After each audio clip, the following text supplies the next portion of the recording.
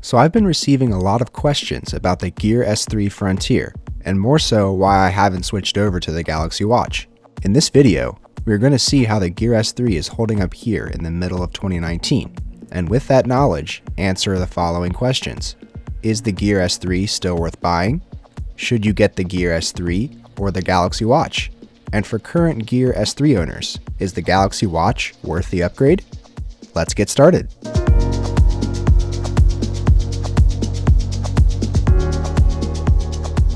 So it's been 2.5 years since the release of Samsung's Gear S3 Frontier watch, and it is still going strong here in the middle of 2019. The fit and feel of the watch has been good for me despite its large 46mm size.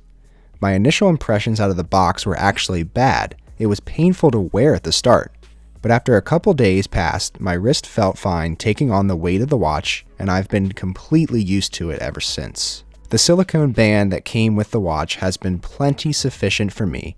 I haven't felt a need to swap it out for another band, although there are plenty of opportunities to do that if you'd like. Taking the watch off and putting it on is quite easy, although the strap holders on the bottom of the watch will move around easily and might even sink into your wrist depending on what you are doing, which will require some readjusting. Nothing major here though. Interaction with the watch has always been enjoyable with the use of the rotating bezel. As a lefty, the watch is worn on my right wrist, and although the positioning of the buttons is intended for easy interaction with the index finger of your other hand, I haven't had any issues pressing the buttons with my left thumb. A final note on the form factor of the watch is that I really enjoy its rugged appearance and feel. It complements an active lifestyle, and I don't have to think twice about whether or not I can take it with me whatever I'm doing. The IP68 water resistance means it's alright if I get caught in the rain with it, and it's okay if there's an unexpected splash when kayaking.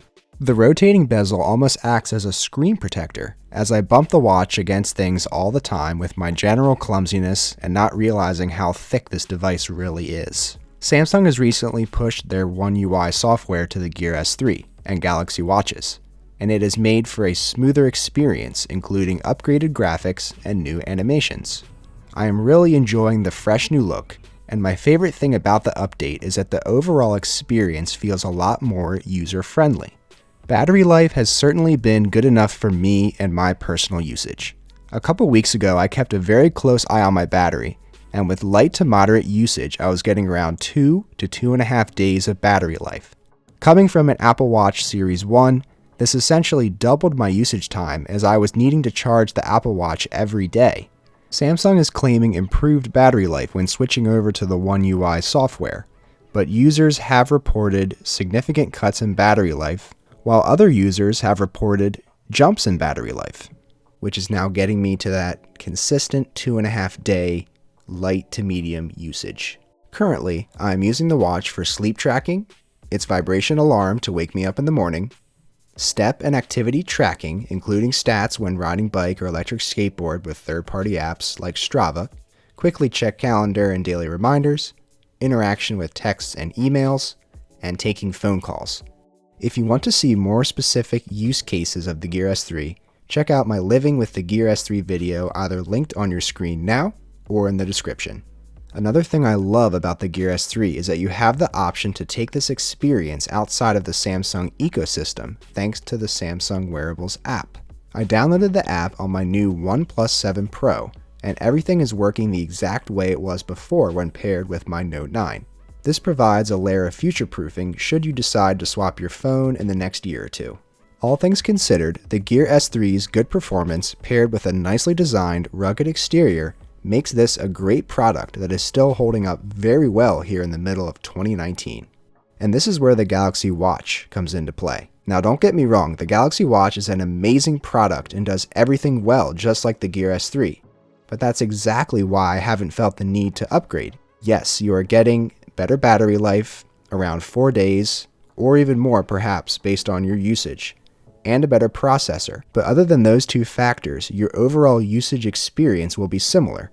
This then leads to the discussion of pricing, where a new Gear S3 will run you around $200 on Amazon, and a Galaxy Watch will set you back around $330. These prices do fluctuate, so check the Amazon links for up-to-date pricing. But the point still stands. you will be paying around $100 more for the Galaxy Watch.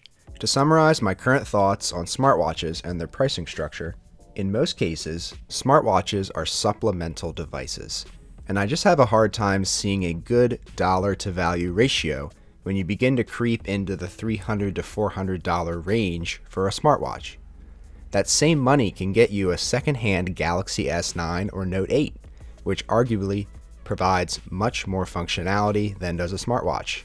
I am really liking the $200 price point right now for a good smartwatch, which is what the Gear S3 and even Apple Watch Series 3 on sale in retail stores and Amazon currently goes for.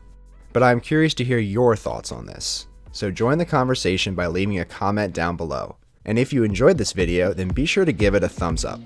Also, please consider subscribing to the Shane Simons YouTube channel today. Thanks for watching. Take care.